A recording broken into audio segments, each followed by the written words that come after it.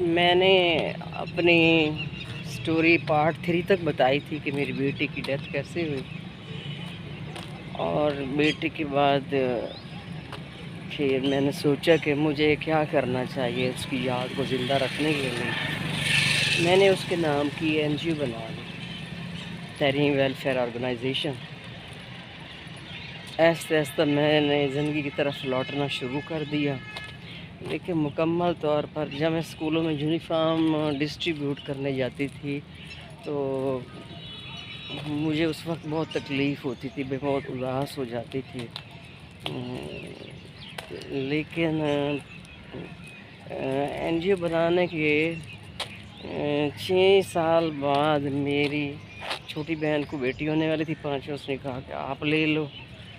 Doctor نے بھی کہا کہ اس کو بچہ دو تو پھر یہ ٹھیک ہو سکتی ہے، تو میں نے پھر وہ لے لی۔ 4 سال تک اس کو میں نے پالا، لیکن ابھی 4 سال کی تھی کہ میرے کڈنی ڈیمیج ہو گئے 4 پہ۔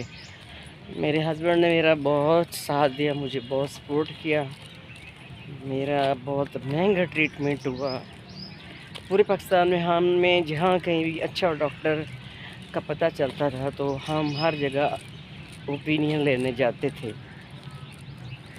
لیکن اللہ تعالیٰ نے شفا، ڈاکٹر کاشر رفیق نیفرولوجسٹ، شفا انٹرنیشنل ہاسپٹل فیصل آباد کے ہاتھ میں لکھی تھی، مجھے اس سے بہت فائدہ ہوا۔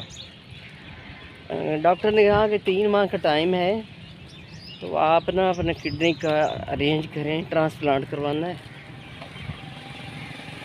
آپ ویکسینیشن وغیرہ کروا لیں، اپنے تمام جتنے بھی ٹیسٹ ہیں کمپلیٹ کروا لیں، تو 3 ماہ کے اندر اندر آپ کا ٹرانسپلانٹ ہوگا۔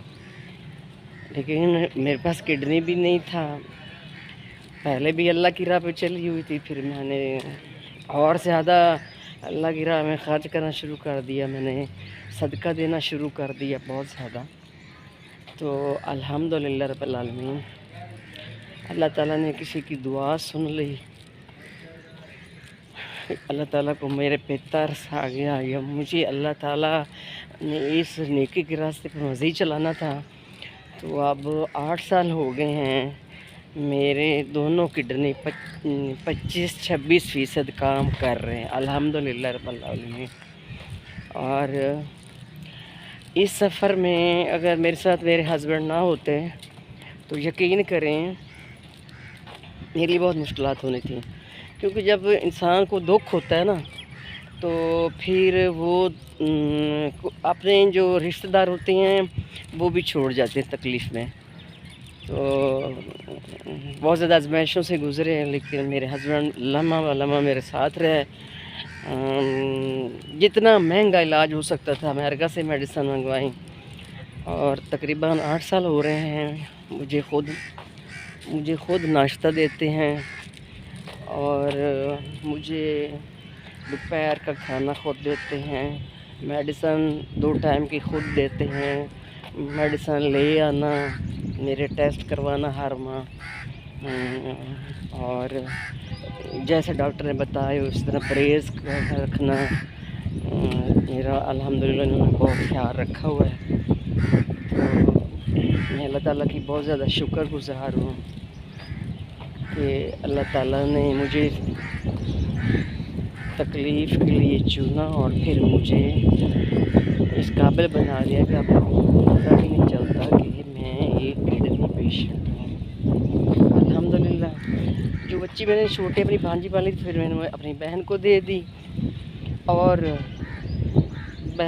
دی، لیکن اب میں اس کو بڑے اچھے اسکول میں پڑھا رہی ہوں، وہ اپنی مدر کے پاس رہی کیونکہ میں اس کو سنبھال نہیں پا سکتی تھی، اور وہ 4 کلاس میں ہیں۔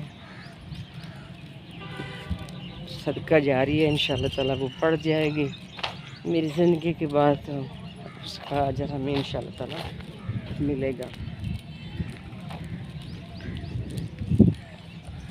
اگر میاں بیوی کے آپس میں تعلقات اچھے ہوں تو زندگی ایک جنت بن سکتی ہے، اور پھر کسی کی ضرورت بھی نہیں رہتی۔